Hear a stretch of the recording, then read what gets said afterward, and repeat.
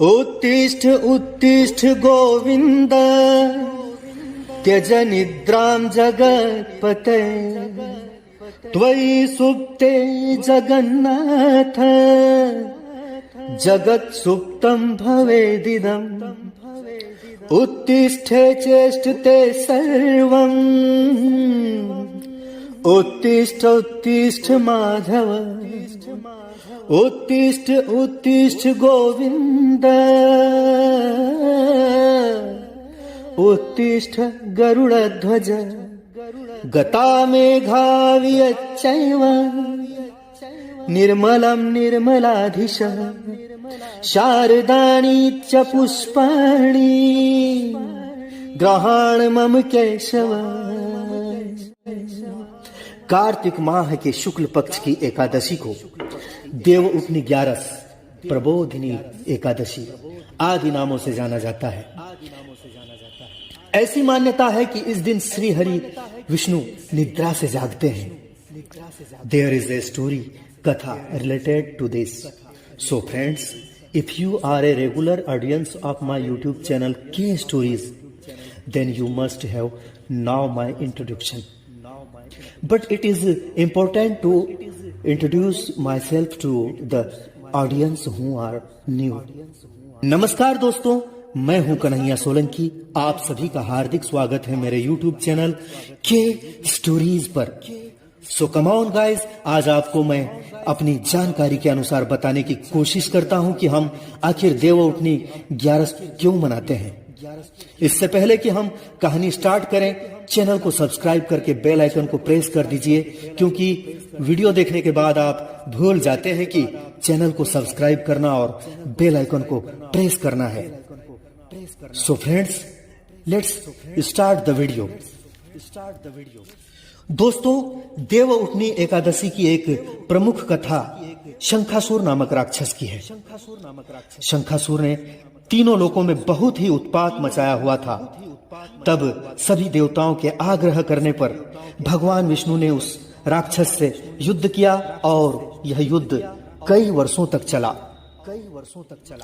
युद्ध में वह असुर मारा गया और इसके बाद भगवान विष्णु विश्राम करने चले गए। कार्तिक शुक्ल एकादशी के दिन भगवान विष्णु की निद्रा टूटी थी और सभी देवताओं ने भगवान विष्णु की पूजा की थी। मित्रों, शिव महापुराण के अनुसार पौराणिक समय में दैत्यों का राजा दंभ हुआ करता था।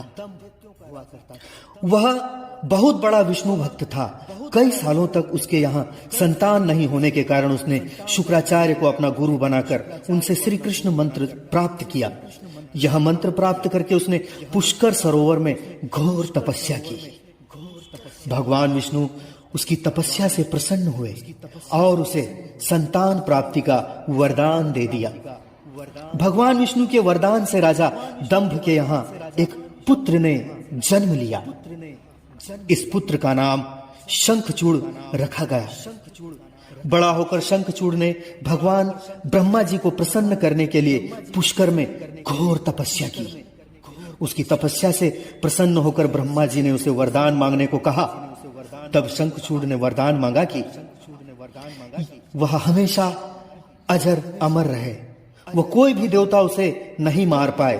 ब्रह्मा जी ने उसे वरदान दे दिया और कहा कि वह बद्रीवन जाकर धर्मध्वज की पुत्री तुलसी जो तपस्या कर रही है उससे विवाह कर ले। शंखचूड़ ने वैसा ही किया और तुलसी के साथ विवाह के बाद सुखपूर्वक रहने लगा। दोस्तों, उसने अपने बल से देवताओं, असुरों, दानवों, राक्षसों, मनुष्यों तथा त्रिलोकी के सभी प्राणियों पर विजय प्राप्त कर ली। वह भगवान श्री कृष्ण का परम भक्त था। शंखचूड़ के अत्याचारों से सभी देवता परेशान होकर ब्रह्मा जी के पास गए और ब्रह्मा जी उन्हें भगवान विष्णु के पास ले गए। भगवान विष्णु ने कहा कि शंखचूड़ की मृत्यु तो भगवान शिव के त्रिशूल से ही होगी, अतः आप उनके पास जाएं।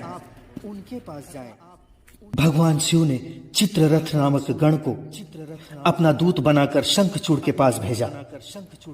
चित्ररथ ने शंखचूड़ को समझाया कि वह देवताओं को उनका राज्य लौटा दे, परंतु शंखचूड़ ने मना कर दिया और कहा कि वह महेश्वर से युद्ध करना चाहता है।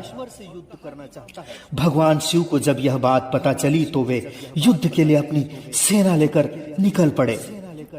इस तरह देवता और दानवों में घमासान युद्ध हुआ, परंतु ब्रह्मा जी के वरदान के कारण शंखचूड़ को देवता नहीं हरा पाए। दोस्तों, भगवान शिव ने शंखचूड़ का वध करने के लिए जैसे ही अपना त्रिशूल उठाया, तभी आकाशवाणी हुई कि जब तक शंखचूड़ के हाथ में श्री हरि का कवच है, तब तक इसका वध असंभव है और इसकी पत्नी का सतीत्व भी अखंडित है, तब तक इसका वध असंभव है। आकाशवाणी सुनकर भगवान विष्णु वृद्ध ब्राह्मण का रूप बनाकर शंखचूड़ के पास गए और उससे उन्होंने श्री हरि कवच दान में मांग लिया। शंखचूड़ ने वह कवच बिना किसी संकोच के दान कर दिया। इसके बाद भगवान विष्णु शंखचूड़ का रूप बनाकर तुलसी के पास गए। शंखचूड़ रूपी भगवान विष्णु ने तुलसी के महल के द्वार पर जाकर अपनी विजय होने की सूचना दी।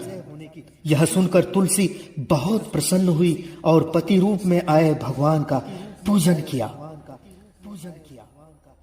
ऐसा करते ही तुलसी का सतीत्व खंडित हो गया और भगवान शिव ने युद्ध में अपने त्रिशूल से शंखचूड़ का वध कर दिया। तब तुलसी को पता चला कि वे उनके पति नहीं हैं, बल्कि वे तो भगवान विष्णु हैं। क्रोध में आकर तुलसी ने कहा कि आपने छल पूर्वक मेरा धर्म भ्रष्ट किया है और मेरे पति को मार डाला, अतः मैं आपको श्राप देती हूं कि आप पाषाण होकर धरती पर रहें। तब भगवान विष्णु ने कहा, देवी, तुम मेरे लिए भारतवर्ष में रहकर बहुत दिनों तक तपस्या कर चुकी हो। तुम्हारा यह शरीर नदी रूप में बदलकर गंडकी नामक नदी के रूप में प्रसिद्ध होगा। तुम पेड़ पौधों में श्रेष्ठ, पुष्पों में श्रेष्ठ तुलसी का वृक्ष बन जाओगी और सदा मेरे साथ रहोगी। तुम्हारे श्राप को सत्य करने के लिए मैं पाषाण बनकर रहूंगा, शालिग्राम बनकर रहूंगा। गंडकी नदी के तट पर मेरा वास होगा। देव प्रबोधिनी एकादशी के दिन भगवान शालिग्राम व तुलसी का विवाह संपन्न कर मांगलिक कार्यों का प्रारंभ किया जाता है। हिंदू धर्म मान्यता के अनुसार इस दिन तुलसी शालिग्राम विवाह करने से अपार पुण्य प्राप्त होता है। वीडियो को पूरा देखने के लिए धन्यवाद मित्रों। फिर मिलेंगे नेक्स्ट वीडियो में न्यू स्टोरी के साथ। नमस्कार।